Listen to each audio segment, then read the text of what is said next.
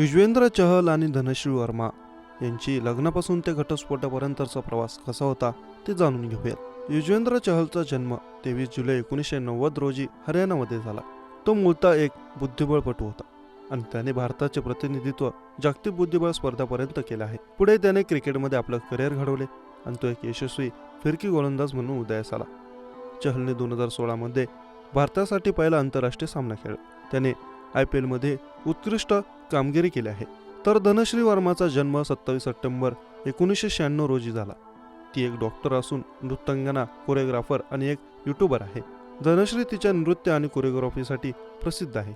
तिच्या यूट्यूब चॅनलवर ती बॉलिवूड आणि पंजाबी गाण्यांना नृत्य व्हिडिओ अपलोड करत असते, ज्यामुळे तिला मोठा फॅन बेस मिळाला आहे.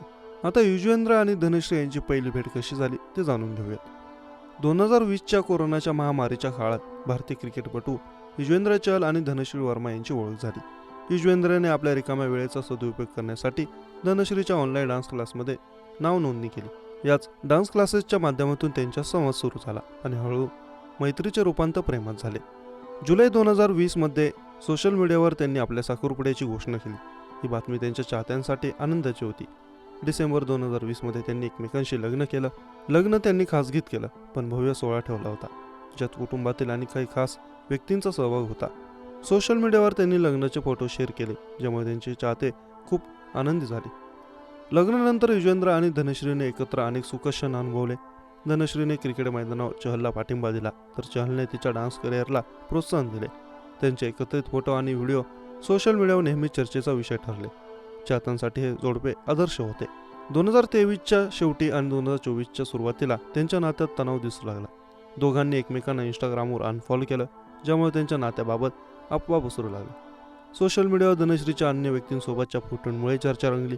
चहलने एका पोस्टद्वारे लिहिले, नवीन सुरुवातीसाठी योग्य वेळ आहे, ज्यामुळे त्यांच्या विभक्त होण्याच्या बातम्या येऊ लागल्या. दोघांच्या अलीकडच्या सोशल मीडिया पोस्टवरून देखील घटस्फोटांच्या चर्चांना पुष्टी मिळते.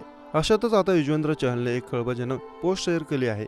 या पोस्टमध्ये चहलने धनश्रीचं नाव घेणे टाळले. त्यासोबतच धनश्री सोबत घटस्फोटांच्या चर्चा खऱ्या असू शकतात असे चहलने स्पष्ट सांगितले.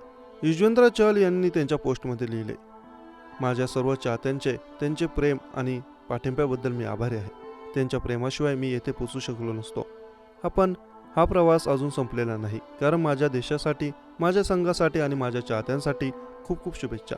अजून बरेच ओव्हर्स बाकी आहेत. मला एक खेळाडू असल्याचा अभिमान आहे.